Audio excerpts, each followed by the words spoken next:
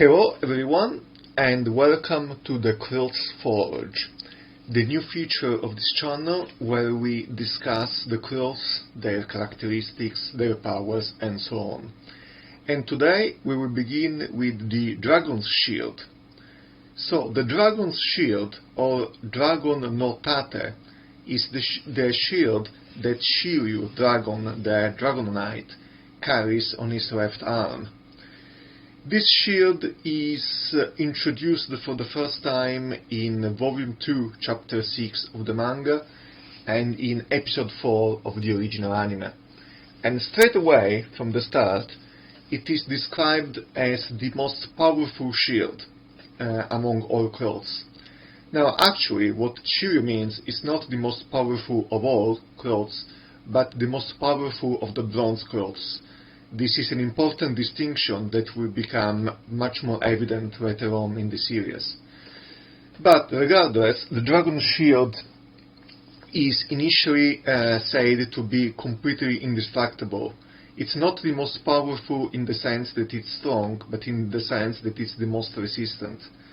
And actually, the entire Dragon's clothes is considered to be the most resistant of all the bronze clothes. And that's because the clothes has been kept for hundreds of years under the Rodzan waterfall in China, and the flowing water has hardened it consistently until it made it as beautiful and as hard as a diamond, according to Shiryu. Now, Shiryu for the first time showcases his shield in his battle against Seiya in the Galaxian Wars, the tournament that Sienna arranges to determine who will win the Sagittarius Gold Clothes. And to begin with, the shield does appear to be completely indestructible. Seiya uses his Pegasus Meteor Fist on it several times, but cannot even dent it. It's completely useless. And on top of it, Shiryu's right fist is as resistant as his shield, so it's easily capable of breaking through Seiya's defenses. However, Seiya manages to win by tricking Shiryu into punching his own shield. And so what happens is that the indestructible right fist punches the indestructible left shield, and they both go to pieces, they both get destroyed. And this is a reference to a Chinese legend which says that if you have a shield that's capable of stopping every spear, and a spear that's capable of piercing every shield, the only way to destroy them is to make them hit each other, to make them fight one the other. And that's what happens, and in Episode 4, Shiryu ends up destroying his own shield, tricked by Seiya. And now this is the beginning of a little bit of a running joke, because the supposedly indestructible shield will get destroyed several times throughout the franchise. So much so that people and fans tend to joke about it a little bit. Now, the way the destruction of the shield is always meant to be interpreted is as a proof of how powerful Shiryu's foe is. However, as I said, more often than not, this becomes a bit of a running joke, because the shield gets destroyed probably a dozen times throughout the series, so it's not really all that indestructible in the end. Now, every time a cloth is destroyed, if the damage is very severe, there is only one way to repair and reforge it, and this requires the blood of a knight. It takes a lot of blood, about 2/3 of a knight's blood, to completely restore a cloth. However, once the cloth has been restored, it becomes more powerful than it was before. And the first time Shiryu's cloth is repaired is by Aries Mu, the Aries Saint, and this happens in Episode 10, and it's Shiryu himself who uses his own blood to repair his own clothes and also Seiya's clothes, as a form of thankfulness, as a form of thank you for Seiya, who had risked his life to save him at the end of the previous fight.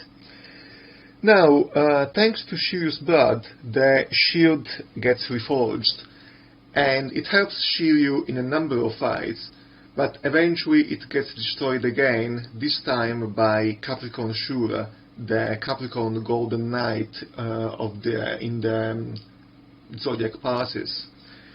And the Capricorn Knight, his arms are as sharp as a sword. They are the mythological Excalibur sword, capable of cutting through any material. And this does prove to be the case, because Excalibur easily cuts through both Shiryu's clothes, and also it cuts his shield in half. However, Shura does say that the shield saved Shiryu's arm, and that without it, his arm would have been completely severed off. So overall, it did prove useful. Then the shield gets reforged again, this time using the Golden Knight's blood, so it becomes more powerful and more resistant, and it acquires a new power, and this is the power to turn gold and become almost as powerful as a gold cloth once Shiryu's Cosmo burns to the maximum, to the utmost. This new version of the shield, this is his version 2 of the shield, is used by Shiryu in the Asgard arc and in the Poseidon arc, and in the Poseidon arc it helps to stop the golden lance of Marine General Krishna. Now, the golden lance is initially capable of piercing the shield and Shiryu's body as well, but then Shiryu burns his Cosmo to the limit, and the shield turns gold, and it becomes capable of stopping Krishna's lance. And the shield is also used by Shiryu to protect Seiya and Hyoga from Poseidon, and it's capable of stopping a couple of attacks by Poseidon, the sea god, but eventually Poseidon's power is too much and the shield gets destroyed again. Next time the shield gets restored is by using Athena's blood, so every time we use the blood of someone more powerful, and the shield becomes more powerful in turn. And thanks to Athena's blood, the shield acquires a new power yet, and that's the power to evolve into God clothes. And the God clothes is the ultimate stage of a bronze cloth, and it's a cloth that's comparable to the clothes that the gods wear. So once Shiryu's shield reaches this level, it becomes the most powerful shield overall, even more powerful than the gold shield.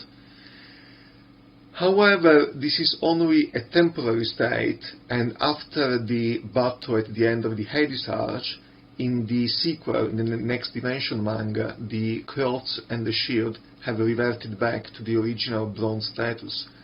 And currently, in Saint Seiya Next Dimension, the shield is back to being a bronze shield, and is still somewhat damaged from all the fights that Shiryu has had during the series. Now, the shield also appears in pretty much every Saint Seiya movie or pretty much every time that Dragon Shiryu appears, then the shield is there as well. And usually the cliché, if you want, is for Shiryu's enemy to be able to destroy or pierce the dragon shield, and then for Shiryu to take off his clothes and raise his Cosmo to the maximum level and win the fight. So once again, the destruction of the shield is used to highlight the power of the enemy. Then the shield is eventually given to Shiryu's son Ryuho, who in the anime sequel Saint Seiya Omega is the new Dragon Knight. And Ryuho carries the shield throughout the entire series, and again we get the same situations. So the shield saves Ryuho a few times, gets destroyed a few times, and then gets reforged a few times and repaired, and becomes more powerful every time. So it's pretty much the same. Now, in terms of powers, the shield in the classic series is pretty much a straightforward defense. It's a little bit like Captain America's shield. In the original manga, Shiryu once actually takes it off and throws it away like a frisbee to take down some of the claws following a Silver Saint. but this is a one-off, it doesn't happen often. What's useful for Shiryu is that the shield is not only capable of stopping physical attacks, but also cosmo-based attacks. So, for example, it creates a barrier that saves Shiryu from the petrifying gaze of the Medusa shield belonging to the Perseus Silver Knight Argor. This is especially obvious in the original series, and it's been a little bit ignored in the Netflix remake. It's not as important.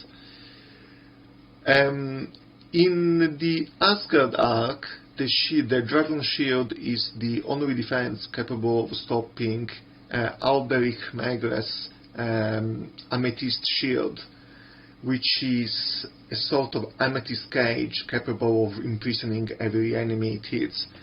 And again, Shiryu's shield is the only defense that manages to repulse the attack a little bit.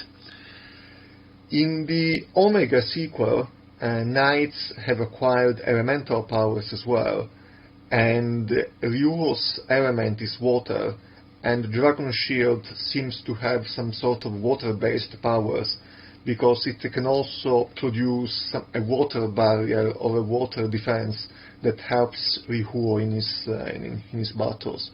But this is only for the Omega sequel, it doesn't happen in the original series. Okay. Now, as the series progresses, the shield becomes less and less important for Shiryu. This is because the author Masami Kurumada tends to move away from a certain cliché that he had used a lot in the first part of the series. So Shiryu just doesn't use his shield very much anymore. It doesn't become as important as it was originally. And as I said, in Saint Seiya Next Dimension, the shield is reverted back to its original bronze shape, and it's not used very much anymore. However, we can expect that the day the Dragon Cloth gets repaired again somehow, then the shield will be reborn and will become useful as well. In terms of aesthetics, the shield's shape is quite simple. It's basically round-shaped. It's just a little bit bigger than Shiryu's arm, and it's decorated with some sort of star-shaped design. This is 4-pointed stars in the first and second version of the cloth, and eventually it becomes a 6-point star in the third and gold cloth version of the armor. However, this is only the aesthetics, this is only its look, it doesn't really have any influence on its powers or on its characteristics. And when the Dragon's Cloth is in its totem form, the shield is usually underneath, it forms the basis of the cloth, or sometimes it's just behind the body of the dragon, between the body and the tail. Again, this isn't something that's relevant to the story itself, it's on aesthetics. And that's it. So this is it for the first time of the Cloth's Forge, where we discuss the powers, characteristics of the armors in the Knights of the Zodiac franchise. Feel free to comment, to like this video, and to ask for any other piece of cloth that you would like me to discuss and describe. Also, as usual, join the channel, subscribe, hit the notification bell, comment, spread the words, talk about Knights of the Zodiac with your friends, and make sure they also get to know this wonderful anime. That's it from me for now. See you next time. Bye bye.